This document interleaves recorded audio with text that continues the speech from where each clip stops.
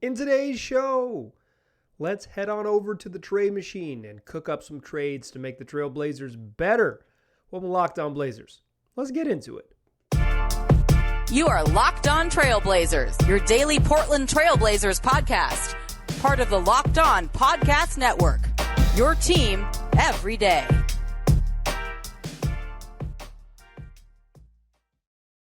What up, world? It is your past first point guard and Trailblazers reporter Mike Richmond. You are listening to another episode of Locked On Blazers, part of the Locked On Podcast Network, available wherever you get podcasts and also on YouTube. Thanks for making Locked On Blazers your first listen every day, free on all platforms, 5 days a week. The only daily Trailblazers podcast coming at you every single weekday, so make it a part of your daily routine, make it your first listen, and then tell your friends to do the same. Today's show, we are wading into the world of fake trades as promised. If you listened to Monday's show, you knew that I was going to cook up some fake trades. This is Tuesday, May 3rd's show. Thanks for listening wherever you have found us, whether it's on YouTube or your favorite podcast platform. As promised, fake trades. I have two, and then I solicited on my Twitter feed, at Mike G. Rich on Twitter. I solicited a fake trade, and I've chosen what I deem to be the best or the most interesting trade from a listener who submitted it on Twitter. So we got three fake trades. Let's just dive right in. My first one is a fake trade involving the Orlando Magic, in which the Portland Trailblazers send Justise Winslow, a 2025 pick from the Milwaukee Bucks, and a 2024 second rounder to the Orlando Magic in exchange for big man, defensive ace, but long injured, long having a history of knee problems, a knee issue, Jonathan Isaac, coming off the torn ACL, missed the whole season, all of those things. We're going to walk through the logic of all of these. I think also the conceit here is like, would I do it? Yeah, like I would do it. That's like the point of these trades. Would I feel really good about this one? No, not necessarily. I think Jonathan Isaac, if he's healthy, is significantly better than Justise Winslow. Not the same type of player, not a ball handler and not a passer. Doesn't bring that sort of offensive creativity or unique skill set that Winslow does, but he's bigger, and I think Isaac's peak is something like all defense team, like first team all defense. Like I really believe he could be there. He just hasn't played in a while, so you don't know, so you're taking a risk. But the big thing with trades, and I think I've said this a bunch if you're a long time listener to the podcast, is like kind of why I don't like playing fake trades with folks, is because you have to think about like what both sides need to feel like they won, or not necessarily won, but accomplished their goals, right? Like the Blazers, when they made trades at the deadline, they traded, good players for bad players or good players for less good players. But their goal was, there was like a financial motivation, right? So you have to kind of figure out the other team's goals. I'm not 100% sure of the Magic's goals. It's hard to figure out. What I do know about the Orlando Magic is they've got a boatload of future picks, and they kind of have this weird spot where they have a bunch of like big centers and a bunch of guys who play point guard and not a bunch of guys in between. I think Justise Winslow answers some of the in-between stuff, like who could play 3 or 4 on this roster. In theory, Jonathan Isaac could too, so maybe they stick with him. But Isaac's under contract for 3 more seasons, or will be for 3 more seasons heading into next year. We're assuming with the contract stuff, all of it beginning in the 2022-2023 season. So 3 more seasons, including this upcoming one. So, If the Magic are really going to sort of truly lean into this rebuild and have it be Cole Anthony and have it be Jalen Suggs and have it be Wendell Carter, there's a chance that Jonathan Isaac, who was, a sort of part of the last version of the Magic trying to rebuild post Dwight Howard, is not part of the plan. He easily could be, and I could see why they would reject this, but this gives them, they get out from under Justise Winslow after just 1 season. They get another future first round pick in 2025. Bad teams are going to value future picks, like in 2025, more than good teams. Good teams are going to value, right away picks in this upcoming draft and the one beyond it, because they want to get good right away. Teams with a longer tail, a longer timeline like the Magic would value those later picks a little bit more. The Magic are going to have a ton of picks. I believe they have 3 2024 first rounders. This would give them a second 2025 first rounder. They have 2 in 2023. They've got 1 this year. They're going to have a boatload of first round picks, and loading up the chest allows them to sort of maybe make their move, or just continue to use a Nate Duncan term, bites at the apple, to like give them shots at this. On the Blazers side, what does it do? It gives them immediately someone who you can pencil in as a starting power forward, assuming health, obviously here. Play a little bit of 3, play some funky small ball 5 with Jonathan Isaac.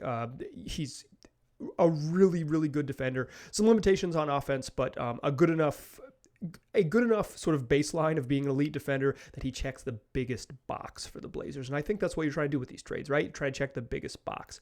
For the Blazers' troubles, they give up that 2025 first. They give up a 2024 second rounder from the Atlanta Hawks, a pick down the line.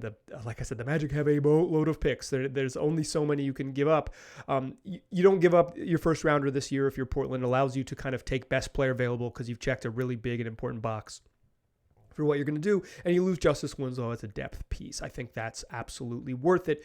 This seems, like I said, this maybe is a little too like Portland biased, from my opinion. The funny thing about doing these trades is whenever I do them, some people are like, the Blazers don't get back near enough for that trade. And then if you get like talk to an Orlando Magic fan, they're like, hell no, I'm not doing that. So if you get both sides mad at you, you know you're doing it right. So if you're an Orlando Magic fan watching or listening to this and you hate this trade, email me, lockedonblazerspod@gmail.com, and let me know that it was bad, or comment in the YouTube video, and that way I know I did it right. But I think this is just an obvious one for the Blazers, right? My goal was to kind of make the team better and fill the needs that they have, which is they really need a starting 3 and they really need a starting 4. Jonathan Isaac is probably your starting 4, and if it goes another way in the offseason, he could also be your starting 3. You could start at either of your power forward spots, assuming you get there. Like this appeals to me. Another thing before we move out of here to another fake trade is doing this exercise reminded me of how challenging it will be for the Blazers to really strike it rich this summer. They don't have a lot of tradable stuff. They still owe a future first round pick to the Bulls, so they can really only trade their 2022 pick, which they're not, but they shouldn't do unless they're getting a really good player. They should just use that 2022 pick on a rookie and get it right. Like that's their path forward. Yusuf Nurkic isn't under contract. Anfernee Simons isn't under contract. So if you're trading those guys, it's sign and trade. And sign and trades are confusing tricky, not confusing, tricky because you got to get, a lot of parties to agree, representation and teams and all that to agree to sort of make it happen. The Blazers.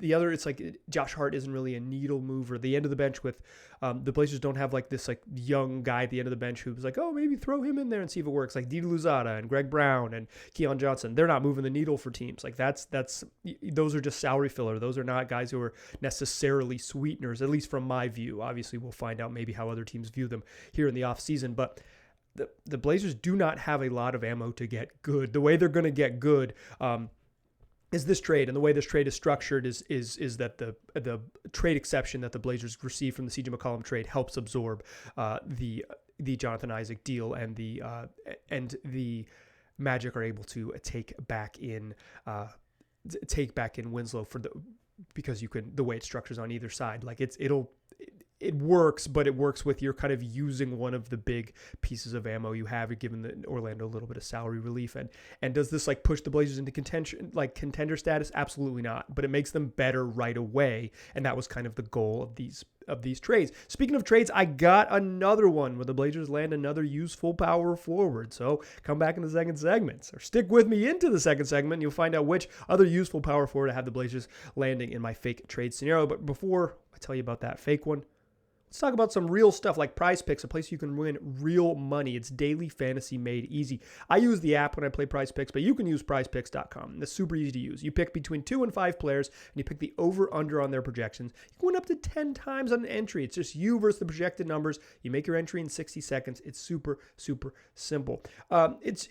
You pick points, you pick assists, you pick rebounds. PrizePicks sets a line. You pick over that number or under that number. If you get it right, you can get some money.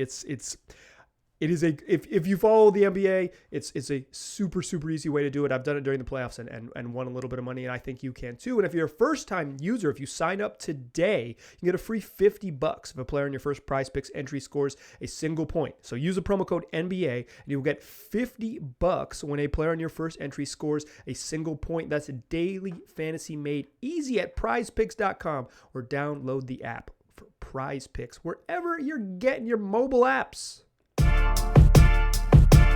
All right. Let's keep it rolling. I got more fake trades. So, say the Orlando trade falls through. Okay, called them. Justise Winslow and a future first? Nah. All right, pivot. This is what you're going to do in the offseason. It's like, I don't know what the exact Neil Olshey quote, but the deal process, trading is a fluid process. The deal process, roster construction is a fluid process, I believe is the trade. So I got another one, and it's a similar framework, but it's a little bit different. And this is, I'm going to call up the Washington Wizards, and I'm going to offer that same Justise Winslow and the 2025 first round pick from Milwaukee. But to sort of sweeten it, because I don't know what the Wizards want to be, I'm going to add in Trendon Watford to make it work. You will have to use a traded player exception in order to absorb the Kyle Kuzma deal in here, but you're going to land with Kyle Kuzma, 6'9" forward from the Wizards. You might say Kyle Kuzma for a future first sucks, and I might say, yeah, it does kind of suck. But that's what the Blazers have to offer, and when you're trying, this is what I set up in the first segment. It's like, how would the Wizards feel like this is a success? Get some okay players to help them kind of maintain their level. Like I said, I don't know what the Wizards want to be. They keep Brad Beal, and they keep Kristaps Porzingis, and they keep Rui Hachimura, and they keep Corey Kispert, and they keep Denny Avila. They're somewhere between a bunch of young, interesting forwards and two win-ish now vets, mediocre now vets, with all respect to Brad Beal and Kristaps. But that's, I don't know what their roster is. But Kyle Kuzma, getting rid of Kuzma frees up some space for Rui Hachimura to play more, for Kristaps to play more, for Kispert if he's going to play on the three more. They kind of need some space for their guys to play, and I think this trade allows them space to play. And I just straight up like Kyle Kuzma. I think he is, I don't know if he's an underrated defender, because I don't know how you, dear listener, rate him, but to me, he's like a straight up good defender when he wants to be. When he was on that Lakers championships team, Kyle Kuzma was a straight up good defensive player, and I think he can get back there. I think the shooting and the individual offense helps. And he's on a relatively cheap contract. This is like a sort of a steep price to pay, and certainly a step down from maybe some of your dreams with the 2025 first round pick from the Bucks, which I do not think is particularly appealing to good teams. Like, it's in 2025, and the Bucks are pretty good. It's just not a particularly good sell. It's a bummer that's what the Blazers ended up with the CJ McCollum trade, but that's also what they ended up with. Kuzma helps. I think you could pencil in Kuzma. He wouldn't be, you don't want him to be like an everyday starter on a team that wants to win a championship, but the Blazers just need to get more talent on the roster, and I think this helps them get more talent on the roster. There's a chance you can get them to throw in like a Ish Smith type backup point guard. There's a chance you could maybe talk them into some other parts, but at the end of I don't really like the other parts on the Wizards, back half of the Wizards roster, so it's like I'm not talking myself into Thomas Bryant or whatever it might be. I think you get Kuzma, you get an upgrade at the forward spot. He's a better basketball player than Trendon Watford and Justise Winslow. Obviously you try to get this done for a couple second round picks. If I'm just saying, if they say no, this is the direction you head. I'm trying to add realistic trades. What does a win look like for the Wizards? Again, you might think this is an overpay, but this is like a realistic way to upgrade the Blazers. I think this gets them better. I think you've got a guy who can help them at a position of need, on both sides of the ball. And I don't think you've given up, parts that you're going to super regret. I think Justise Winslow might end up being a rotation player for a little while longer in the league, because he's, if he stays healthy, he's got some interesting skills. I think Trendon Watford is the same type of thing. But if the Blazers are trying to win and win now, Kyle Kuzma is an upgrade, and the price of doing business might be that future first round pick from the Bucks. So those are my two ideas. I cooked up two of them. Admittedly, I'm much more excited about the Jonathan Isaac trade, which is why I led with it, than I am about the Kyle Kuzma trade. I also considered some sort of version of a Julius Randle trade, but Randle's money and his lack of defense, and he's good with the ball in his hands. I just think on a team that still has Damian Lillard and Anfernee Simons, it's a weird fit. Some defensive issues also give me some pause there. You'd have to have a really good rim protector, and Nurk can be that, but I don't love the fit in Portland for Julius Randle. He's like a name that I considered sort of chasing down with this idea. Obviously, the Jeremy Grant thing's been out there. I don't really understand exactly what the Pistons are going to want in a Jeremy Grant trade, but do I think the 2025 first is enough? I don't. So what's Jeremy Grant light look like? Jeremy Grant light looks like something like Kyle Kuzma. That's your second guess. So I tried to be realistic. I tried to explore the options. Like I said, I think what this exercise has done has proven to me, beyond a shadow of a doubt, that the Blazers do not have a lot of stuff. Like, they gave themselves flexibility, right, with this, with the traded player exceptions that they have, a couple TPEs, with this future first round pick, with their own first round pick that they've kept, and all these things. But, and the mid-level exception, and that's kind of going to be maybe where they make most of their hay this summer, is like signing the right guy and the right fit with the mid-level money. But the Blazers want to keep their first round pick. The trade market looks tough for them. And going through this exercise was a reminder of how tough it could be. And like landing on Kyle Kuzma and talking myself into saying, this actually isn't that bad, all things considered, which is where I land. Like I said, I'm not going to pitch these trades that I wouldn't do. I admittedly think you, dear listener, might be underwhelmed, but I would do this trade. Like landing with Kyle Kuzma in the summer, like flipping CJ McCollum for something that looks like Kyle Kuzma in the end.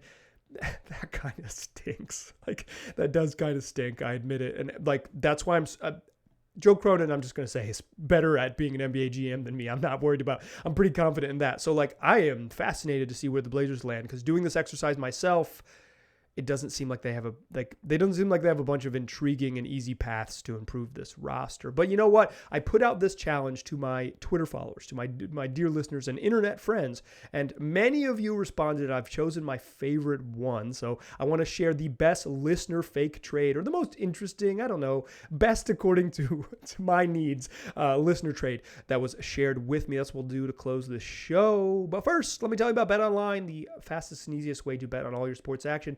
And it's got more lines, more odds, more props than ever before. Like, every single NBA playoff game got a whole bunch of lines, quarter by quarter, full game, half by half, whole bunch of props, player props, team props, combo props, whatever you might need. And then live odds throughout the game. So you can bet beforehand, you can bet mid-game, you can double down if your team falls behind and you still believe whatever it might be. You're going to have a bunch of fun betting on the NBA playoffs. You don't want to do that. All the other sports are right there waiting for you. The NHL playoffs just started tonight, so you're going to get a whole bunch of high-level hockey that you can gamble on. Whatever it is, go take advantage. That's BetOnline, where the game starts. All right, I'm still a pass first point guard. Still Mike Richmond, who's still listening to Locked On Blazers. And did I almost screw up the intro to the third segment? Yeah, I did. I almost did. But I landed the plane. So, hey, we're still rolling along. Anyway, it's fake trade season. I cooked up a couple fake trades, and then I put it out to you, dear listeners, to cook up a couple fake trades. And I got a whole bunch of responses back, and I'm sure they're still rolling in. In fact, I'm recording this at around 7 p.m. on Monday evening. So if you're tweeting at me after 7 p.m., show's already in the can, y'all. But I said in the sort of tweet soliciting fake trades was that I wanted the best, or the one that I liked the most, to be the sort of the trade that I would use. But what I liked the most was going to be the trade determined by me. And by me wasn't just like, hey, I wanted something that's realistic, within the realm, but also was a little bit interesting for the podcast. And so what I landed on was this proposal from Scott at ScottPTB30, former guest on the Blazers listener, someone a longtime listener of the program. And Scott offers this, and I like it because it's outside the box and it gives us some sort of something to consider in the grand scheme. And what Scott offers is a sign and trade where Anfernee Simons signs with the Chicago Bulls, and for their troubles, the Blazers receive back Lonzo Ball and the Blazers' first-round pick that Portland sent to Chicago in that Derek Jones Jr., Larry Nance, Lauri Markkanen 3-team trade. So the Blazers would get back Lonzo Ball and their own future first for next season, or for 2023, in exchange for Anfernee Simons. And you may be saying, no, not Ant, no. And to that I say, this is kind of the Blazers' best path forward to being better, is finding like a sign and trade partner. Obviously, sign and trades are more complicated than that. It's going to hard cap the Blazers, and they're going to have less of the F word of flexibility. But I don't care about flexibility really in this exercise, because what I'm looking for is to upgrade the Blazers. And I think the healthy version of Lonzo Ball is close to the best backcourt partner that you could pair next to Dame imaginable. I think the best is like Paul George, but with, like sub all-star level, the best like version of a player that you could put next to Dame is something like a healthy Lonzo Ball. Lonzo Ball is not healthy. that caveat's there. And I think that's why you're getting a first round pick for this exchange. Like, he's had a meniscus problem. He had surgery. He never got back healthy. He said at Bulls exit interviews that another procedure could be on the table. Like, just a dude going through 2 knee surgeries in a short period of time, and then trying to come back, play basketball in this city in Portland, Oregon. Yeah. Like, yes, I get it. But I think let's assume some level of health. Like, let's assume Lonzo Ball is mostly available for 71 games. He's just exactly who I'd rather pair next to Dame other than Ant. I don't think Lonzo Ball's better than Ant. Like, I do actually right now, I probably do. But like this time next year, I think Ant has a chance to take a massive step forward. And I think what he does in terms of shot creation and the ability to get his own shot is like much closer to what superstars do than what Lonzo Ball does. Lonzo Ball is a really high level role player, but he also is one of the better guard defenders in the league. He's turned himself into a really good spot up shooter. And while he's not a great half court creator, he's a great break starter. He gets teams going, and he's just a good ball mover on offense, like makes smart and good decisions. He's like a 2, like Lonzo Ball's like a 2 or a 3. I know he's billed as this like point guard of the future, but he's a wing. Like, Lonzo Ball's a wing, and he's like a really high level creative wing. Really good defender, could guard 1s, 2s, and 3s, like really good defensive player when healthy. And like I said, turn himself into a really good shooter. That's what I want next to Dame. If I'm like putting next a 2 guard together, someone who can really defend and can really pass and doesn't need the ball in his hands to be good. That's ideal. Lonzo Ball is ideal.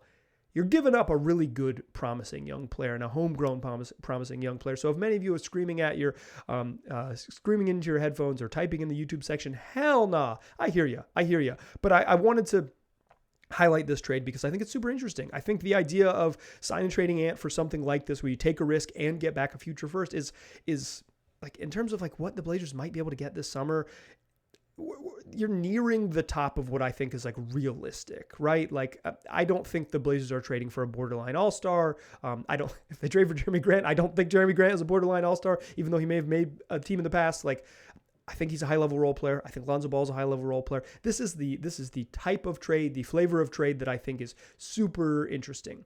Again, like with all these trades, if you're asking the question, like, does this get the Blazers to a championship level? It doesn't. No, because they might not have the assets to do that in one cycle.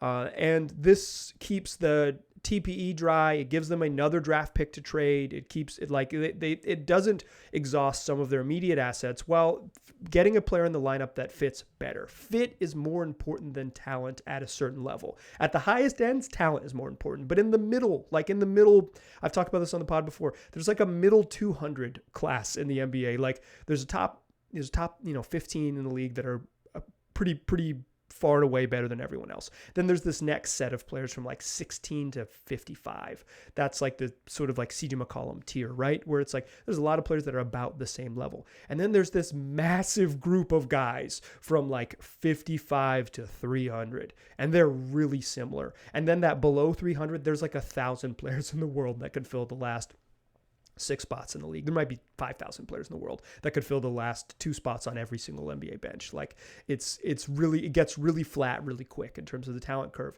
I think Ant and Lonzo Ball are relatively comparable on the talent curve, although Ant has admittedly some skills that make him, more valuable to a different type of team, less valuable to a team with Damian Lillard. If the Blazers were a team that didn't have Damian Lillard or was going to move away from Damian Lillard, Ant would be more valuable to them. But if you think of them as a team with Dame, a guy who plays off the ball better and is a better defender, has some super real value to the Blazers. You might ask, like, why do the Bulls do this? I think they do it for a couple of reasons. One, Anfernee Simons is better than Kobe White. You just fill him in that Kobe White spot. You're a better basketball team, and it's insurance if Zach LaVine walks. If Zach LaVine walks, now you've got your Zach LaVine light in Anfernee Simons. I think Zach LaVine is like kind of a reasonable, like, best case scenario for Ant. Like, that's like a pretty good one. A really athletic 2 guard who's like an effortless scorer. Ant becoming Zach LaVine seems like, that seems like close to a best case scenario outcome. He's a really good basketball player, but he's also entering free agency and has perhaps already flirted with the idea of leaving, at least according to some of his quotes of the exit interview, where he talked about how he really enjoyed his time in Chicago in the past tense. So I think this trade gets you close. I admit it's a huge risk and all those things. And I admit that maybe the Blazers are getting back the second best player in the trade or trading away the best player in the trade, however you want to phrase that. Totally agree with all of those things. But I think fit and opportunity are so important. I think the fit and the opportunity for Lonzo would be better in Portland. If you assume some health, which obviously is a big risk, then I think the Blazers get better with this trade. And that was the whole point of the exercise. So if you've got a fake trade, cook it up, send it my way, lockdownblazerspod@gmail.com. We'll do this in the future, share some other listener fake trade ideas, and I'll even tread back into the trade machine waters and cook up some more fake trades. But Jonathan Isaac, Kyle Kuzma, Lonzo Ball, I bet you left this episode being like, dog, what? But that's what I'm saying. The Blazers' path to getting an impact player is relatively challenging. So I put it on you. I challenge you. Find me a realistic, better trade out there. Cook it up. Send it my way, lockdownblazerspod@gmail.com, or put it in the YouTube comments. I will see it either way. All right, come back next week, 5 days a week, available wherever you get podcasts. The only daily Trailblazers podcast coming at you every single weekday, rolling through the off season with Trailblazers content. Get your fix. Tell your friends to do the same. Make it your first listen every day. Start your day with a little Blazers nerdy hypotheticals. Come back for more. This is Tuesday's show. Got 3 more shows the rest of the week. We're going to keep it rolling. Appreciate you listening. Talk to you soon.